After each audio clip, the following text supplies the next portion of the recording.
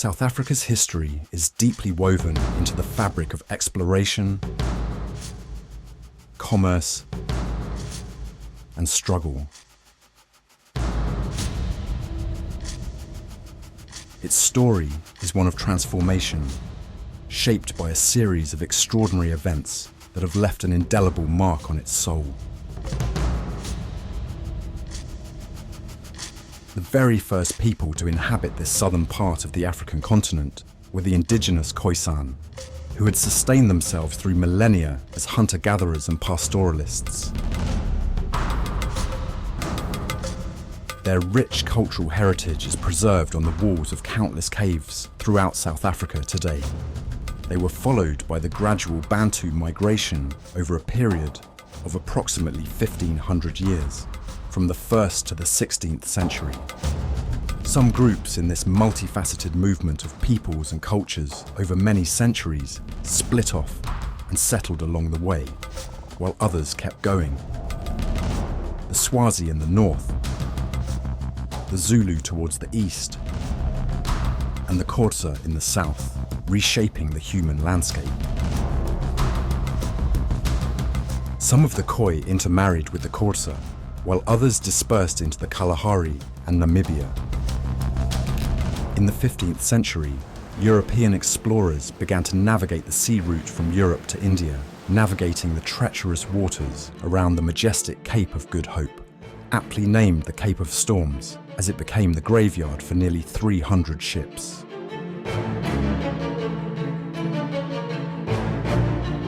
Among the Portuguese explorers was the fearless Bartholomew Diaz, who embarked on a daring voyage that not only led to the erection of 3 crosses and stone pillars on South Africa's eastern shores, but also marked the birth of the nation's earliest monument.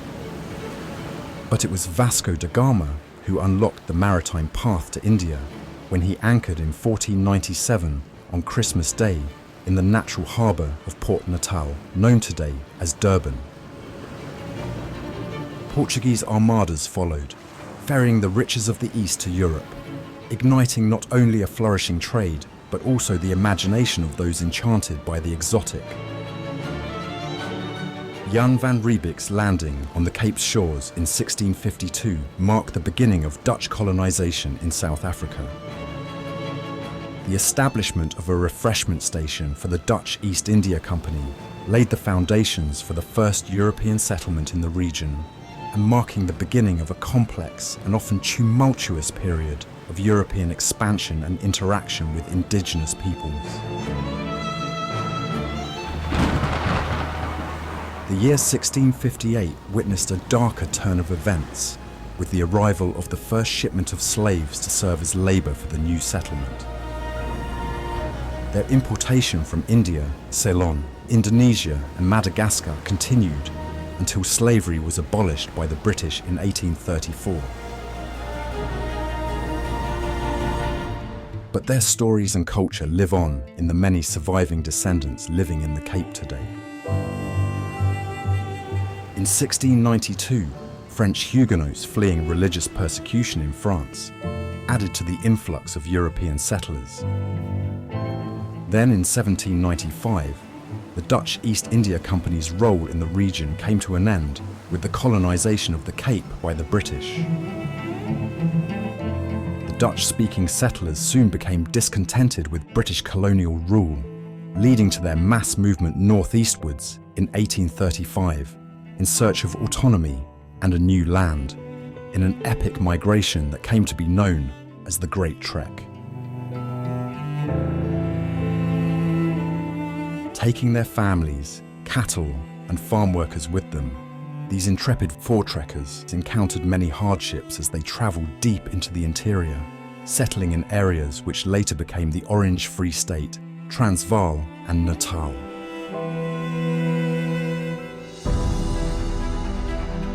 Those trekkers who headed over the Drakensberg in 1837 were led by Piet Retief, and a statue stands today at the top of what today is called Piet Retief's Pass, commemorating one of the trekker women, Johanna Schmidt, who said she would rather walk barefoot over the Drakensberg than live under British rule.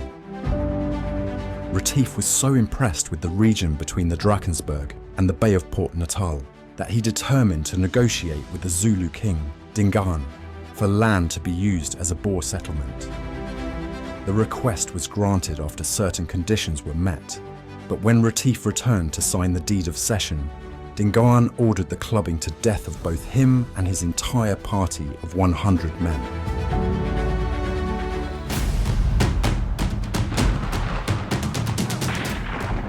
An escalation of attacks on Boer lagers followed the murder of Piet Retief and his men, resulting in a final push by the Voortrekkers to challenge the Zulus for the territory and culminating in a parade for victory over the Zulus. The bloody confrontation came to be known as the Battle of Blood River. The British annexed Natal in 1843 and planned to take over Zululand, creating a South African federation in the region and providing labour for the Kimberley diamond fields.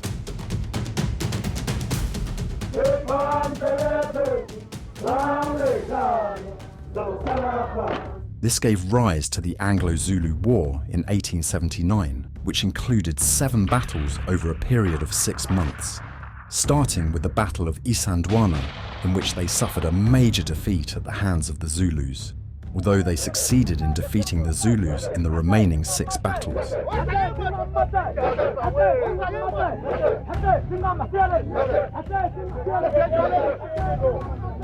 An uneasy coexistence followed, which came to a head in 1906, when the leader of the Zulu Zondi clan, Bambatha Kamanchinsa, challenged the British authorities, who had imposed a poll tax on all adult Zulu men. The violent confrontation ended in the killing of Bambatha in the Battle of Morm Gorge near Greytown, also ending the final confrontation between British colonial rule in the country and black armed resistance. From 1860 to 1911, indentured labour was brought in from India to work in the Natal sugarcane fields, and their descendants remain today as a thriving community in the region. Meanwhile, in the Eastern Cape, clashes erupted between British settlers and the local Xhosa population. This turbulent period, which spanned 100 years from 1779 to 1879, leading to shifting boundaries, bloodshed and disruption, left behind numerous forts, many now in ruins. The chronicle of this era is etched in the names that resonate through history books. Sandili, Makoma, Somerset, Stockenstroom, each evoking echoes of a tumultuous past. Battles bore names like War of the Axe, starkly descriptive of the turmoil. Amidst the turmoil, prophets emerged as symbols of resilience. Mulunjani, the harbinger of the 8th Frontier War, prophesied the Xhosa's immunity to colonial bullets, emboldening warriors even as it led to reckless acts. Yet, the prophecy of 16-year-old Nonkwashu was of a different nature, nearly annihilating the Xhosa people. In 1856, her divine mandate called for the burning of all crops and the sacrifice of all cattle. Thousands followed her directive, resulting in a devastating famine that led to the death of some 40,000 Xhosas and about 50,000 who abandoned their homes to find work in the Cape Colony. Missionaries who found themselves caught in the crossfire between British and Xhosa strife left a legacy that extended beyond their religious duties as they founded educational institutions within the black community. These institutions would grow into revered centres of learning, most notably of which was the University of Fort Hare, which nurtured prominent South African leaders such as Nelson Mandela, Govan Mbeki, and Mangosuthu Buthelezi. The lure of gold. As the 19th century drew to a close, South Africa was a land poised on the brink of dramatic change and tumultuous events. This is the story of a nation forged in the fires of conflict, a nation that would rise from the ashes to define its destiny. Imagine a battlefield where the British Empire, with all its might, faced off against the Boers, determined to secure their independence from Britain. Against all odds, the Boers emerged triumphant at Majuba in 1881, claiming their own republics, the Free State and Transvaal. But deep beneath the Transvaal earth lay the Witwatersrand gold mines that Lord Milner wanted control of for Britain, under conditions that President Kruger of the Transvaal could not accept, and it was to be the spark that ignited the Boer War. Gold, glittering like the dreams of many, had also lured a wave of British immigrants known as Uitlanders to the Witwatersrand. Kruger's denial of their political rights would feed into the fiery conflict of the Anglo-Boer War that erupted in 1899, with its first battle raging at Talana Hill in KwaZulu-Natal. The flames of war spread thereafter, engulfing nearly the entire nation, with the Boers eventually turning to guerrilla warfare. The British retaliated by burning Boer farms, destroying their livestock and crops, and incarcerating their women and children in concentration camps, until the Boers finally and reluctantly accepted the peace terms that were signed at Melrose House in Pretoria on the 31st of May, 1902.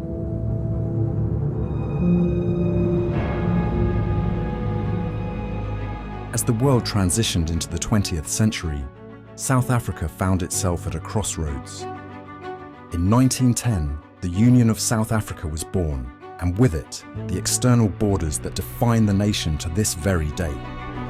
It was a moment of great significance, a unity that brought together disparate regions. Just 2 years later, in the heart of Bloemfontein, prominent black leaders created the South African Native Congress to address the glaring exclusion of equal representation for black South Africans in the Union government, which was followed by the infamous Native Land Act that became law in 1913, limiting the rights of blacks to own land. In 1923, the organisation underwent a transformation to emerge as the African National Congress, ANC. This new name would become synonymous with the unyielding struggle for justice and equality. Just on the heels of this transformation, the world was plunged into the chaos of the First World War in 1914. As a British colony, South Africans, particularly from the English-speaking sector, answered the call. They served not only in the distant lands of German West and East Africa, but also on the battlefields of Europe, including Delville Wood. Their bravery knew no bounds. The aftermath of the war witnessed changes in class structures in Europe and its colonies, where the rights of the working class gave rise to revolutionary activity and fed into the violent miners' strike on the Witwatersrand gold mines in 1922. That erupted into chaos when black miners were brought in as cheaper labour to replace the striking white miners. Using the army, artillery, tanks and bomber aircraft, the rebellion was crushed by Prime Minister Jan Smuts, resulting in over 200 casualties, and martial law was imposed. Backlash from the incident led to Smuts' South African Party losing the election to Herzog's National Party 2 years later, feeding into Afrikaner nationalism, which influenced labour relations and increased racial policies that would shape South Africa for decades to come. In 1933, Smuts' SA party regained power, merging with the National Party in a coalition that became the United Party. Ominous clouds started gathering in 1939, with the announcement of World War II. South Africans heeded the call of the British Empire, although some Afrikaners chose to support the Nazis.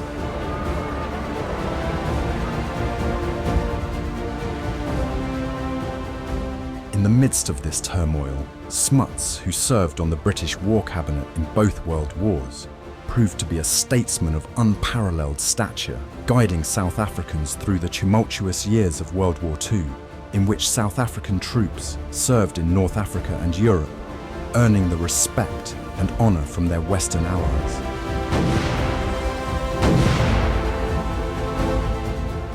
as the architect of the League of Nations after World War I and a signatory to the formation of the United Nations post-World War II, he also left an indelible imprint on the quest for global harmony.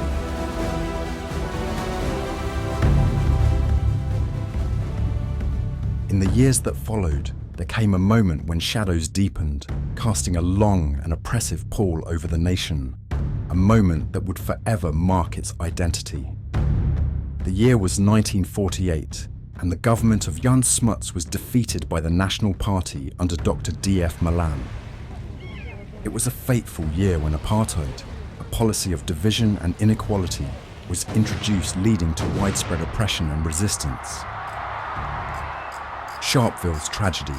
The year 1960 witnessed a tragedy that shook the world. In Sharpeville, a peaceful anti-pass law protest by black activists ended in horror as police opened fire on a defenseless crowd, claiming the lives of 69 protesters.